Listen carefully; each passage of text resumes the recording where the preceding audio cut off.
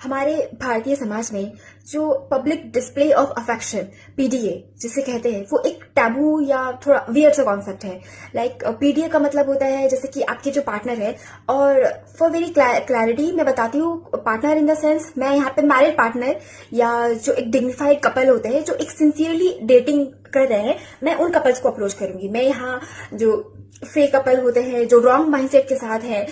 Immoral unethical, ठीक है, मैं उस रिलेशनशिप को कंसिडर नहीं कर रही। मैं यहाँ बहुत ही डिग्निफाइड और जो अपने रिलेशनशिप को सोलोमनाइज कर चुके हैं या करेंगे, मैं सिर्फ और सिर्फ वैसे कपल को यहाँ पे रेफर कर रही हूँ। Alright, so coming to the point, हमारे इंडियन सोसाइटी में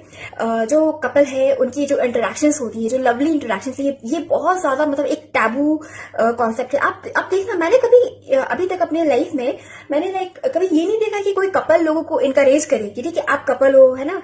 न्यूली वेड हो या वेडिंग वेडेड हो, ठीक है, या इनफैक्ट अगर आपके एक अच्छे डेटिंग पार्टनर भी है, you know, let's very open, ठीक है, I am very much open minded, ठीक है, अगर पार्टनर अच्छा है तो मुझे डेटिंग से भी कोई इश्यूज नहीं है, चाहे मेरे सिबलिंग्स हो, बच्चे हो, एनीवन, ठीक है, या किसी के भी बच्चे हो, ठीक है। सो द पॉइंट इज, उनको यहाँ पे एक बहुत ही खराब तरीके से देखा जाता है कि भाई कैसे वो प्यार मोहब्बत से बॉन्डिंग के साथ रहे। भारत के लोग ये चीज बर्दाश्त नहीं कर सकते, हमारी सोसाइटी के लोग, ठीक है, तो वो so they try every kind of logic, stereotypes, prejudices, है ना, shaming and guilt trap, something like this, ताकि जो कपल है वो सेपरेट रहे, उनकी बॉन्डिंग हमेशा वीक एंड ब्रोकन रहे, और जो बाकी के जो थर्ड पार्टी लोग हैं वो कपल पे पूरा फीड करेंगे, पैरासाइट दे आर। परंतु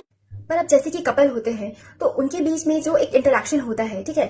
स्पेशली जब उनके जो सोशल इंटरेक्शंस होते हैं उनमें प्यार मोहब्बत रिस्पेक्ट डेफिनेटली होती है। सपोज जैसे कि हाथ पकड़ना या फॉरहेड पे किस करना या कंधे पे हाथ रखना, समवेयर लाइक दिस, जो एक गुड टच या जो एक डिग्निफाइड टच होता है वो भी कपल के रिलेशनशिप का एक हिस्सा होता है। परंतु ये सब चीजों को भी क्या होता है, इसको डिस्करेज किया जाता है या उसको शेमिंग की जाती है। बट मैं इसको एक 10 साल के बच्चे के पॉइंट ऑफ व्यू से बताती हूँ, because I am mature adult, for me nothing is like shameful, मेरी everything is okay for me. But the point is कि ये जो यहाँ तक का जो इंटरेक्शन होता है एक 10 ईयर तक के लिए, इतना तक में ये कंफर्टेबल होता है, ठीक है,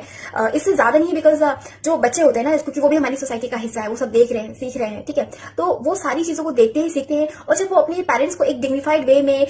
रिस्पेक्टफुली इंडल्ज होते हुए देखते हैं तो उनको भी अच्छा लगता है, उनकी रिलेशनशिप को लेकर कि हाँ भाई रिलेशनशिप मम्मी पापा अच्छी चीजें होती है, ठीक है। परंतु इससे ज्यादा अगर कुछ होता है तो वो बच्चे के दिमाग पे एक बहुत ही खराब असर डालता है, क्योंकि जो बच्चे होते हैं वो क्यूरियस होते हैं। अगर वो बहुत ज्यादा भी अगर इंटीमेट चीजें भी देखेंगे तो ये उनको, जो प्रेडेटर्स होते हैं, पेडोफाइल्स होते हैं, ये उसको लेकर के उसको मतलब प्रेडेटर के लिए सस्पिशियस और एक फेवरेबल ग्राउंड साइकोलॉजी को उसको बनाता है। इट्स वेरी नेसेसरी कि अब हम as a society couple bonding पे, है ना, पेरेंटिंग पे और कि कपल इन चीजों पे हम बहुत ही ओपनली डिस्कस करें।